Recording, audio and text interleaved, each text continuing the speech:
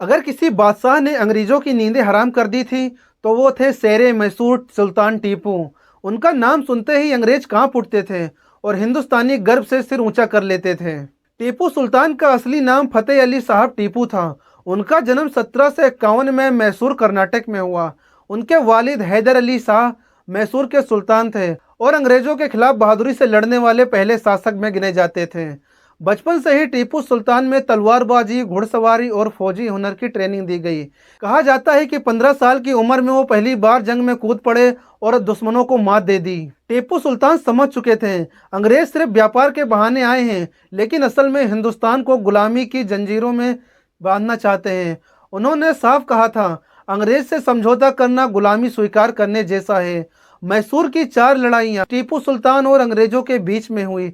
इनमें से कई में अंग्रेजों को शिकस्त खानी पड़ी।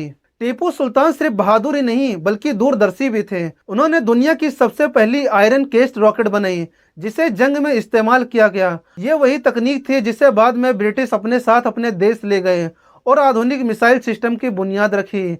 यानी रॉकेट टेक्नोलॉजी का असली पिता एक हिंदुस्तानी मुस्लिम बादशाह था। टीपू सुल्तान एक नेक और इंसाफ पसंद बादशाह थे।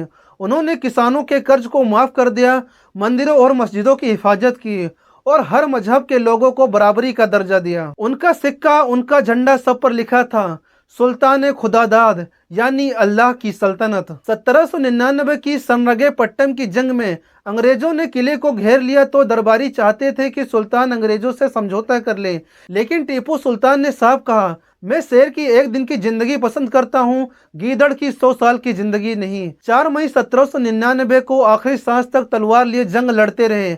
अंग्रेजों ने उन्हें शहीद कर दिया, लेकिन हिंदुस्तान की मिट्टी को गुमनाम नहीं बना सके। आज टीपू सुल्तान को याद करना सिर्फ बादशाह को याद करने जैसा नहीं है, बल्कि ये याद दिलाना है कि हिंदुस्तान की आज़ादी किसी एक मजहब की नहीं बल्कि सबकी कुर्बानियों के साथ मिली है।